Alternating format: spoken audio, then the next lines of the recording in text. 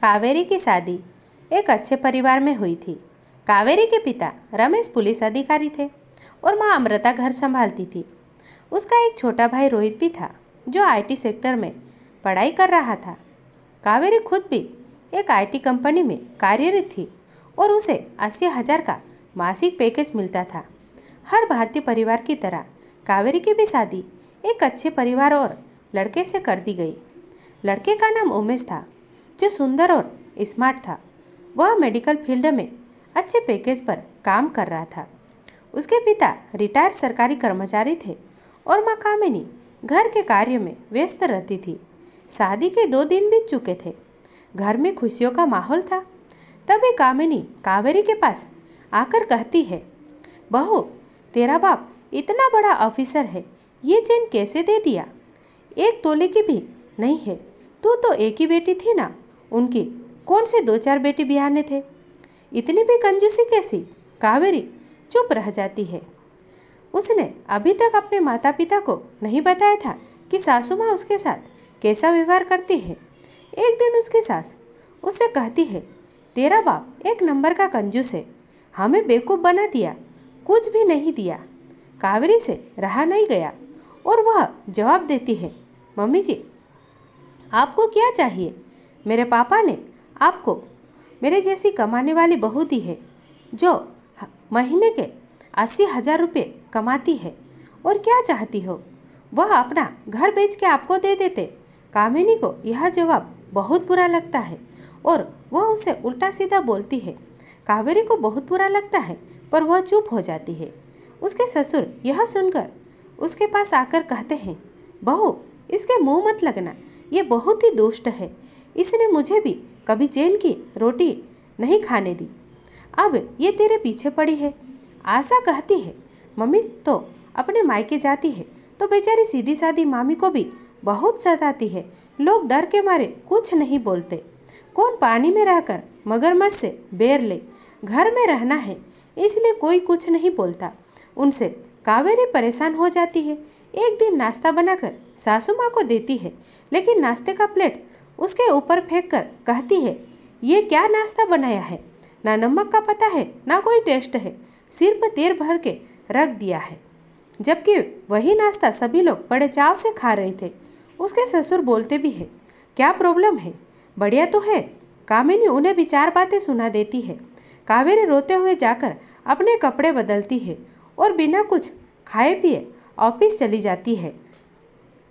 आशा कामिनी से कहती है, मम्मी, आप भाभी के पीछे क्यों पड़ी रहती हो?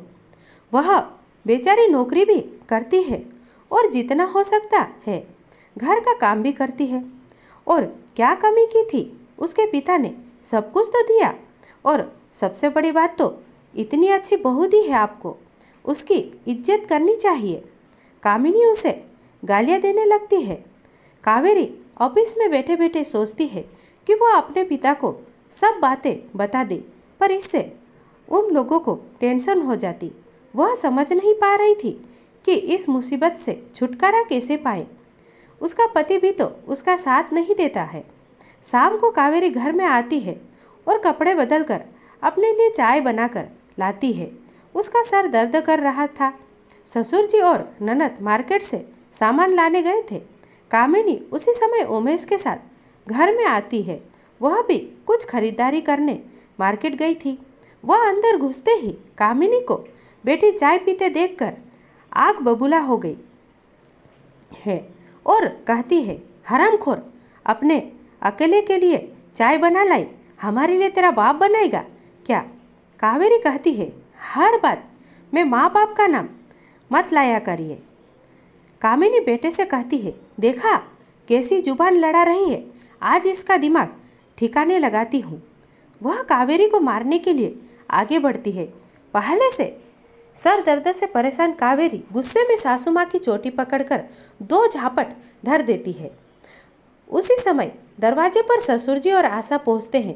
कावेरी को माँ को मारते देखकर उमेश चीखते हुए कावेरी की तरफ बढ़ता है तो कावेरी वहीं पड़ी अपनी चप्पल उठाकर उसे भी 2 चप्पल मारती है और कहती है, बहुत हो गया, अब मैं भी बर्दाश्त नहीं कर सकती, मैं अभी और इसी वक्त जाकर पुलिस स्टेशन में तुम लोगों के खिलाफ 498 का केस दर्ज करवा देती हूँ और सभी को जेल भिजवाती हूँ।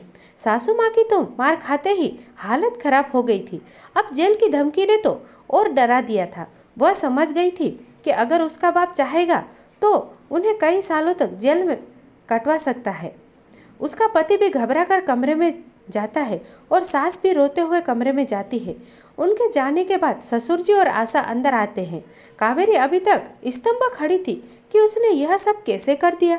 उसके ससुर उसकी पीठ थपथपाते हुए कहते हैं, वाह बेटी, जो मैं कई वर्षों में नहीं कर पाया वो तूने एक झटके में कर दिखाया।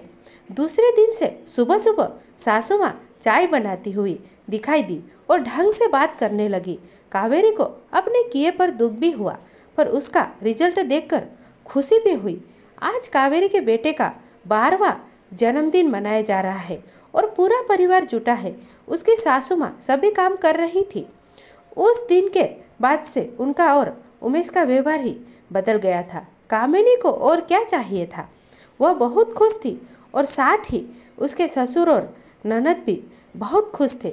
दोस्तों, उम्मीद है कि आप सभी को यह कहानी पसंद आई होगी, तो प्लीज़ अपना प्यारा सा कमेंट बॉक्स में लिखकर ज़रूर बताइएगा और साथ साथ हमारे चैनल को भी सब्सक्राइब ज़रूर कर दीजिएगा। कल फिर